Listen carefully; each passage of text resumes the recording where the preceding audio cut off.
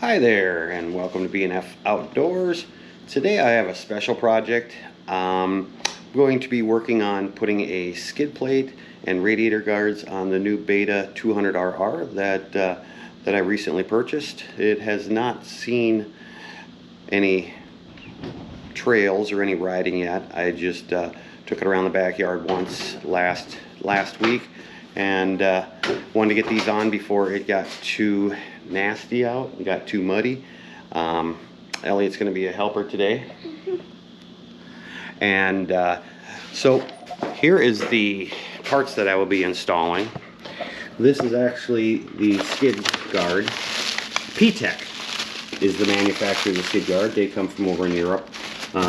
Heavy duty aluminum skid guard. Help protect the underside of the bike. Instructions, pretty straightforward on this. Easy enough. I don't think that's going to be a problem. The radiator guards, also made by P-Tech, are labeled right and left. Come with instructions, but not really instructions. It's just some pictures. Pretty simple though. I think it'll be easy enough to figure out. I don't think I can install them without draining the coolant, and so I'm going to have to go ahead and drain the coolant. These are also heavy gauge aluminum.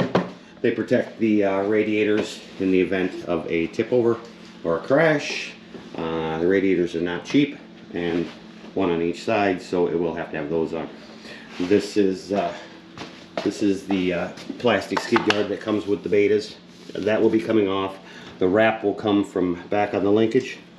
It'll protect the linkage all the way up through onto the header pipe here, and prevent it from getting too badly damaged in the case of you hit a big rock or things like that. We don't do a lot of hard enduro. We do trail riding mostly, but there has been occasions where I have hit things, and yeah, sometimes I get a little wild. But this is going to be the install. Never done this. I've done some skid plates on our other dirt bikes, but not on this one here, or this model of dirt bike with a 2-stroke. All the other ones are 4-strokes, so you just come up, you bolt them on. And I've never done radiator guards, so that will be a challenge. I do have my few tools set out over here. My 8, 10, 12 millimeters, some Loctite. I do have the manual that I downloaded off the flash drive that's provided with you, so it does give me my torque settings for what I need to torque some of these bolts back down at. So, all right, well, stay with us, and we'll get this thing installed. All right, so I'm going to finish unwrapping this stuff. I do need some wrenches, some looks like maybe some Allen wrenches. They do provide you with a longer bolt for underneath on the skid plate, and they do wrap these pretty good. I guess they want you to get it so it's nice and shiny, and then you can bang it all up afterwards.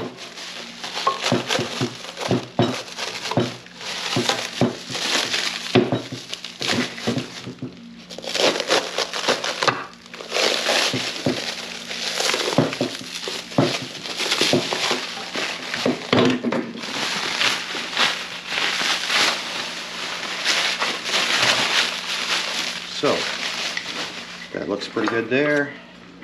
Here's the mounting bracket for on the underside. I think I'm going to do the radiators first, and then move on to that, just in case I have any fluid or anything run down. I'm not running it into the skid plate. Like I said, I'm not sure if I have to drain the radiators on these yet, because every installation of guards I've looked at have all been different. These are the P-Tech, like I said before. They're actually double wrapped. They come with a hardware kit for these.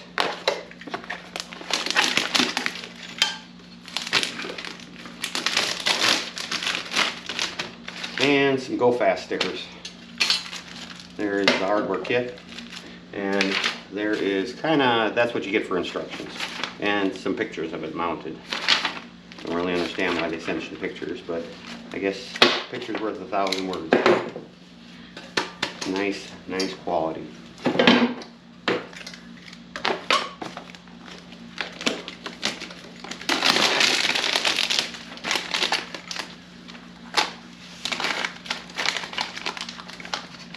Super shrink wrap on this thing, man.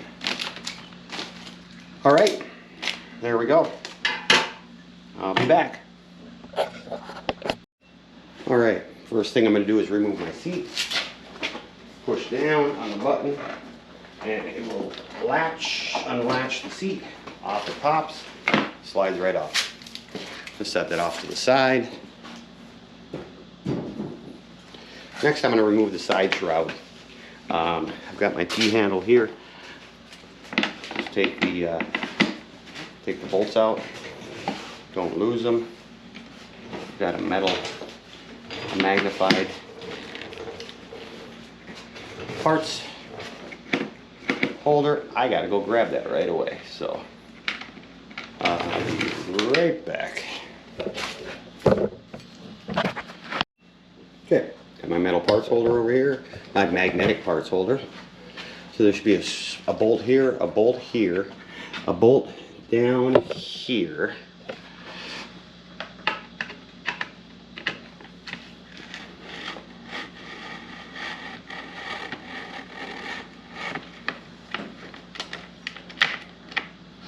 So it does have a beveled edge to it, so that one goes in a special spot, it looks like. And now I am not sure. The side should come off. Not sure if I have to loosen up the tank or probably not. Probably just pop it up. Oh, there's another bolt right here. I feel it. Right up underneath here. So don't forget that one. It's hidden.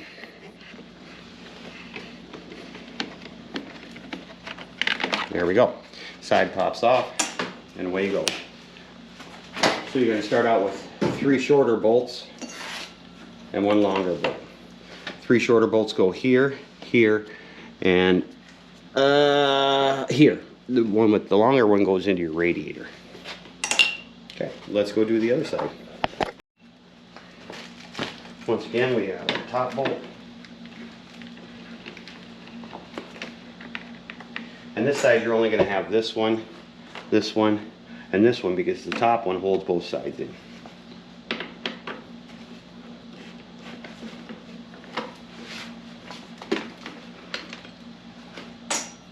And this should probably be another longer bolt here also, since it's going to the radiator. Okay, yep, that is correct.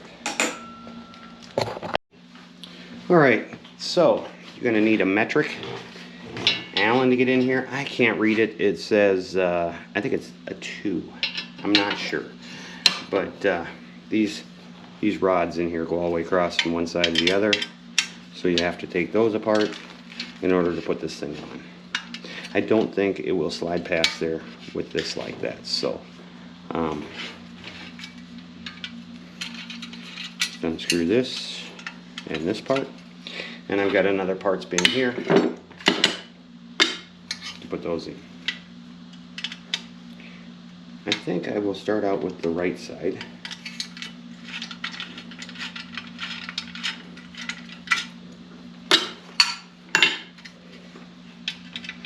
And I won't bore you with taking all these parts apart. We'll fast forward through all that.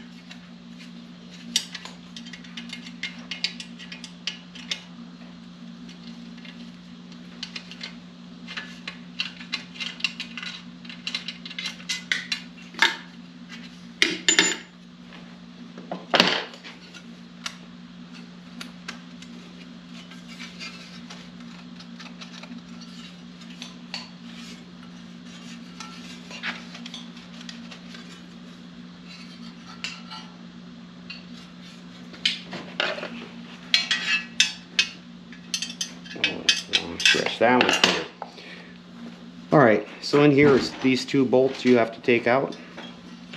They are a different size.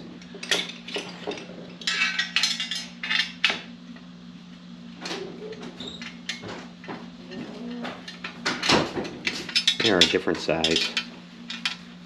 Allen head on those. So take those out. I don't think it's the right size Allen. It does feel a little sloppy. I gotta find a different size here.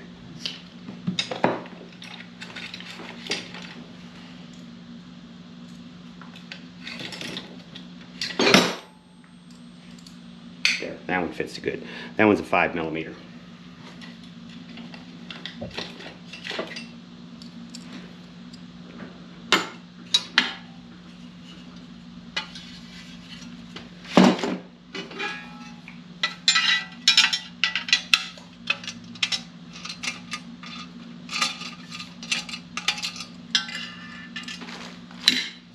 Like I said, with no instructions, it's a little bit more difficult to do. Got a whole pile of stuff here. I'm just gonna have to figure out where this stuff goes. It does show you a picture, so that does help. So, all right, let's see what we can get here. All right, so here we go. We got to pop these out. Try to do it one-handed. I don't think I can. So I'm gonna have my assistant Elliot hold the camera. So these pop out, something like that. There we go. And we won't be reusing these anymore. Alrighty, let's take a look here and see what we got. This is our frame that has to go in there and mount like this. So these two will have to come out. I don't know if I can swiggle that in there enough. I might end up taking the gas tank off. That'll give me enough room. I think I'm going to do that. It might make life a lot simpler. It's only the fuel line and one bolt, so I'm going to do that next. Alright, got the fuel line disconnected. I tucked it back up underneath there. There's one bolt up here. It appears to be... this thing's full. Huh. Is that... like it's 90mm also. So take that off there. There will be one wire I'll have to disconnect underneath this for the rain and sun mode. So this way. Sorry, breather vent can go over here, hop out of the way.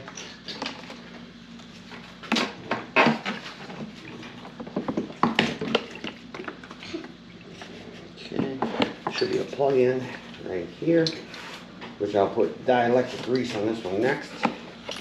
So there, our tank is now removed. It's dripping a little bit, but that's only because I may have bumped the shutoff on it. All right, I do have to drain the antifreeze out of it. It's going to be this bolt right here. That is the drain bolt. I did block it up with a 2x4 on the other side underneath the kickstand to help it out a little bit. From what I've seen in videos, that this does come shooting out here pretty good. So I'll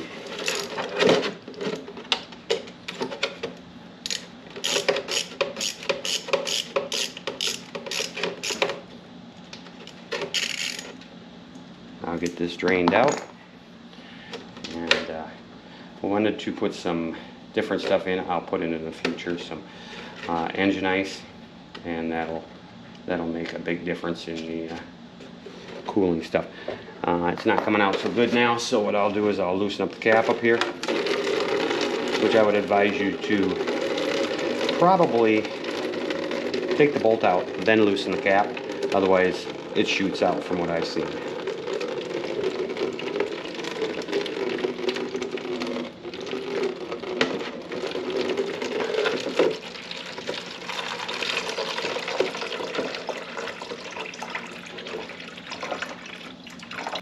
Cap off totally. Now I'll tip it.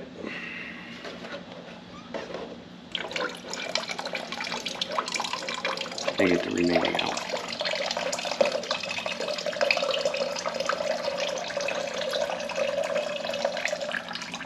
So just make it a lot easier to get these radiators off without losing all the fluid,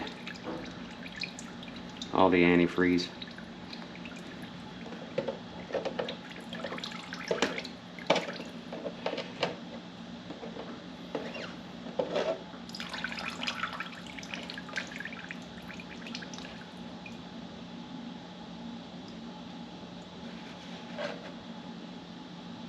Okay, there we go. Minimal drip, minimal mess. Clean that up. I'll put the bolt back in.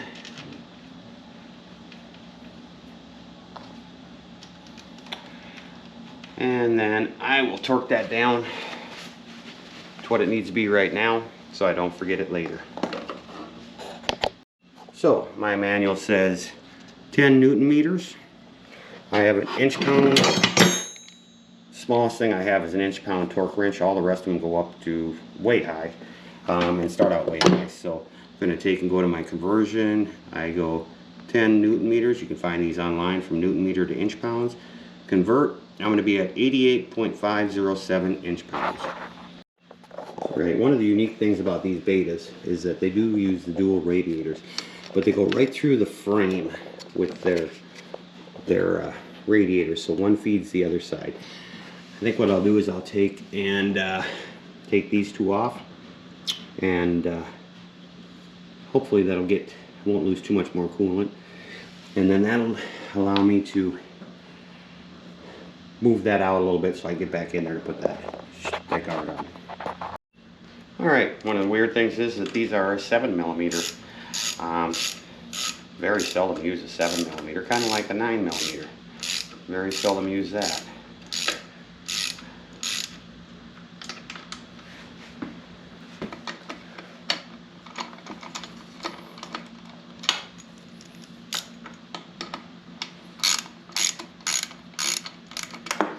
And I'm going to loosen these up while I'm at it too.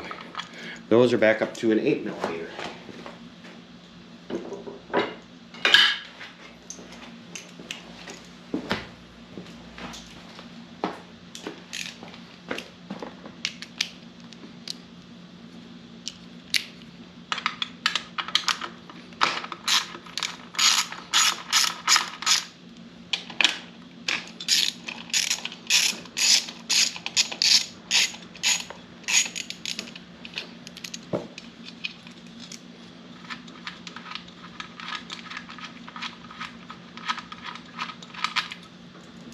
Okay.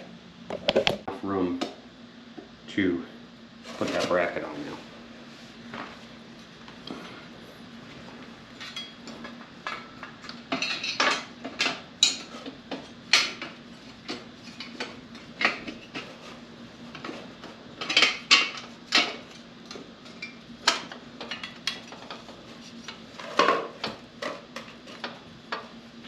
Yes, that will. Okay. So, got the bracket on. Now I just have to figure out where all these parts go. Got a whole bag of parts here. Alrighty, a little reading, a little finagling. Got her in there. So we have our original washers, the new bolts, a step washer, and it goes right back into place. I'll have to tighten this thing back up here, and we'll be on our way.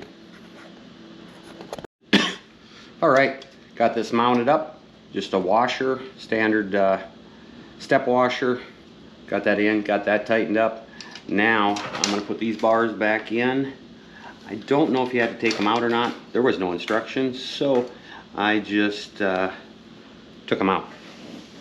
They're really simple to put back in. Just a bolt with just tuck a bolt back in there, and maybe doing this all wrong. I don't know. Never done it before, so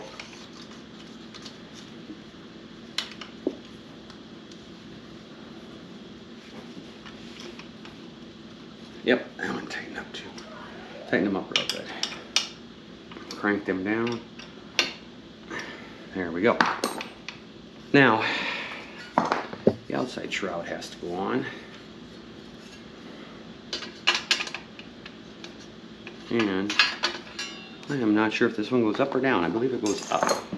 It does have the cutout for the fork, but let me see. These may have to come off, and then they go through the outside. So yeah, did that backwards.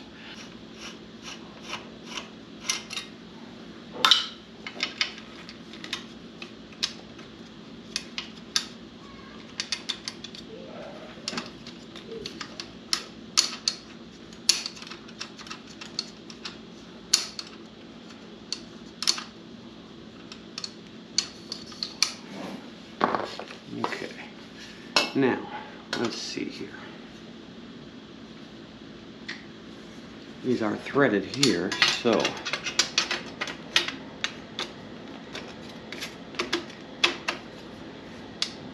something like this, by the way it looks. I'm gonna leave them all a little loose for now, then I'll tighten them up as I go.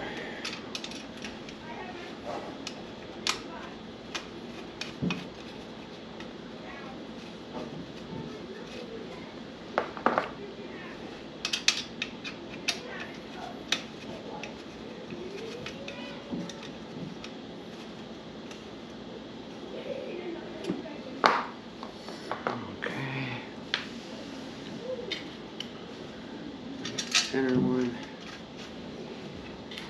and we've got the bottom one. Now back in the center of these, way back inside there is these two small ones that have to go in, and you have to go back in here. I believe it's there and there by the way these holes look.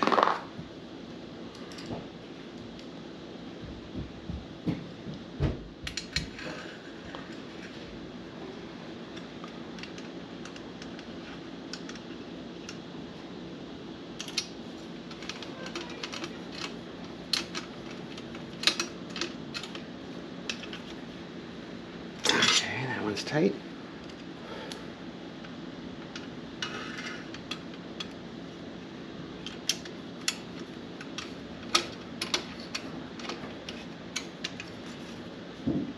And that one's in it. So there we go. This side is now complete.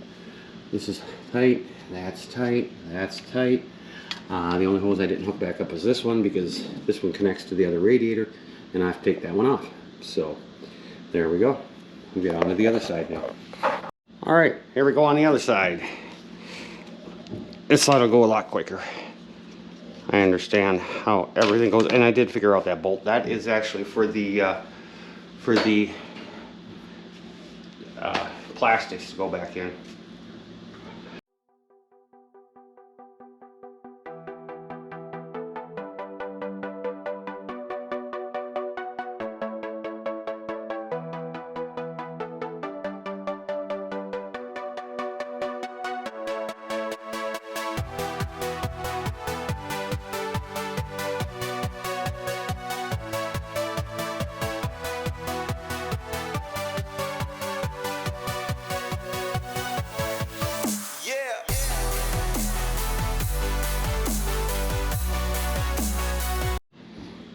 All right, all I did was slip this on there, and I got it on the pins back in here, and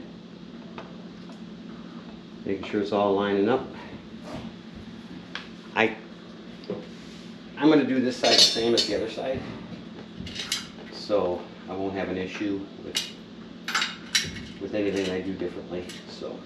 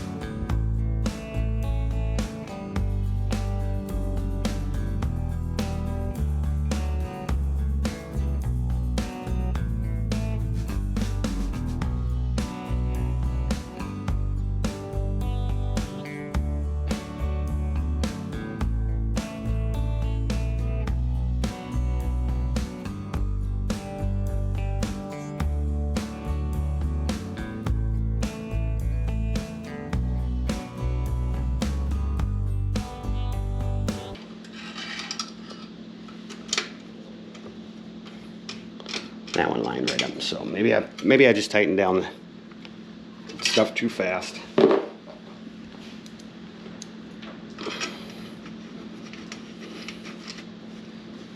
Should have left everything a little loose till it was all into place, and then tighten her down.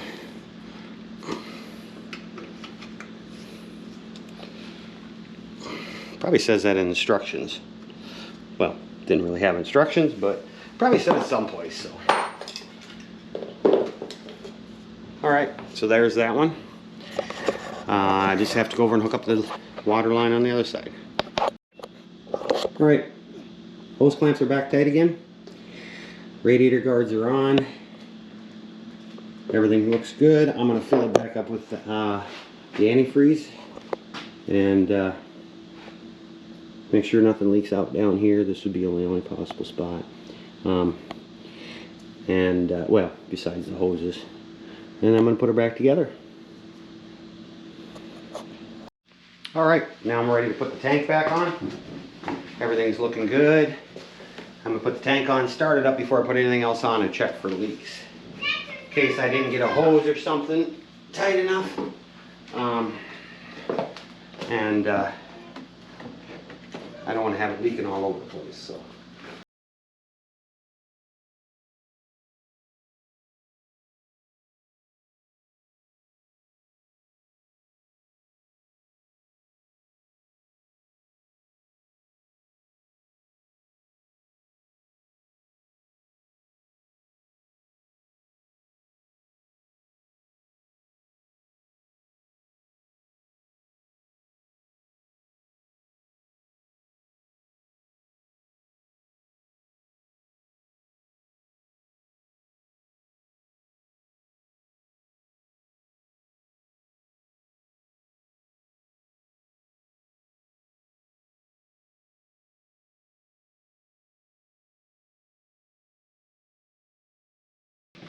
Let's give her a start and see if it will start up.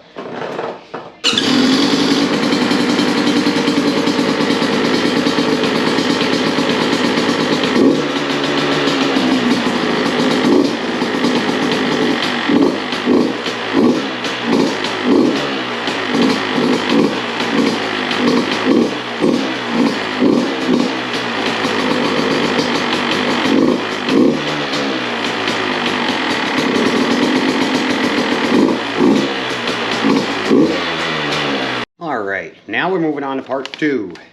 Instructions to put the skid guard on. It says first remove your pipe, attach the clamps from the skid plate, but leave the bolts loose. Push the clamp in place with the skid plate. When the skid plate is in place, tighten the clamp bolts. Install your pipe, attach skid plate to clamps, and decide if you want to use hose clamps. That's an alternative for your skid plate to attach around your actual pipe here. So, all right. Sounds simple enough. Let's see if it won't take a couple hours. Alright, first step, take the pipe off. Thought I hit the record button, didn't. All we have is 2 springs here. This bolt and a bolt here, and then we got a boot up in here. I had a zip tie around that because they said they leak grease. Well, spooge, oil. And so what I did was I just pulled it off there. Started doing the bracket, realized they didn't have the camera on, so there we go. I'll be back with you in a minute. Alright, and it says you attach this bracket, lightly attach it, or do not tighten it down.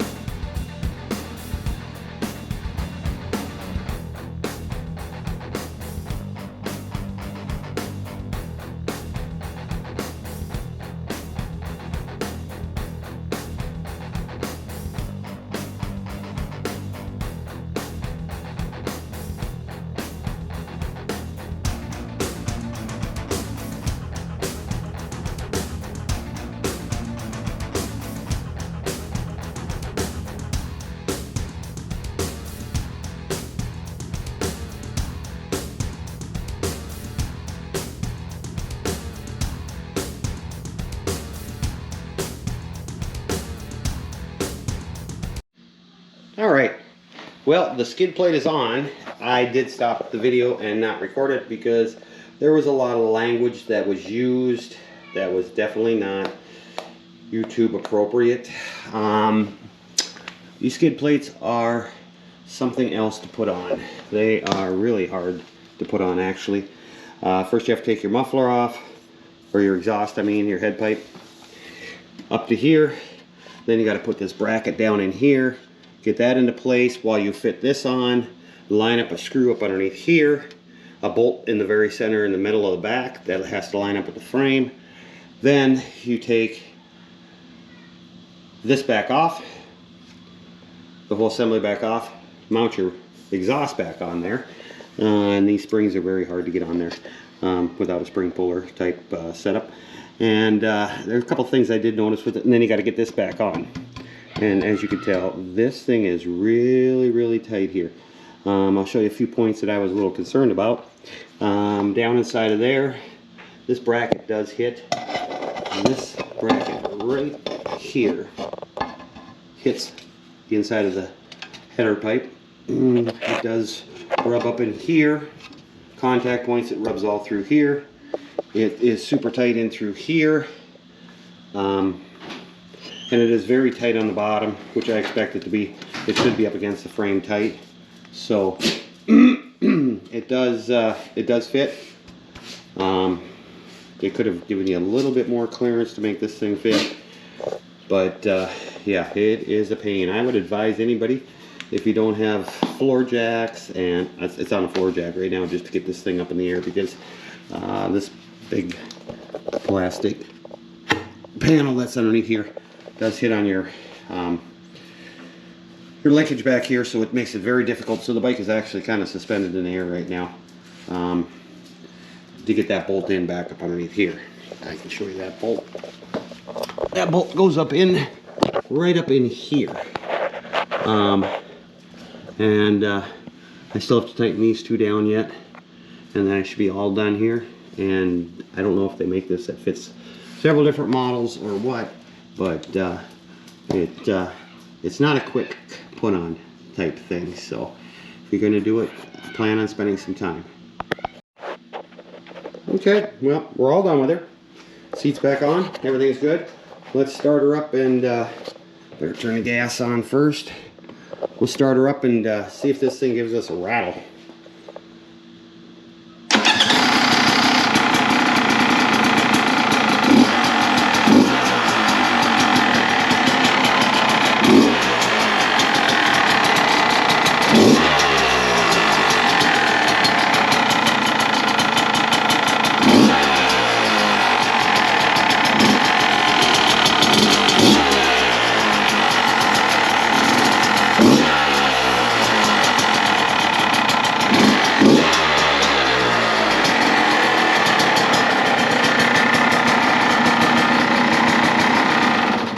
Yeah, I don't hear any rattling.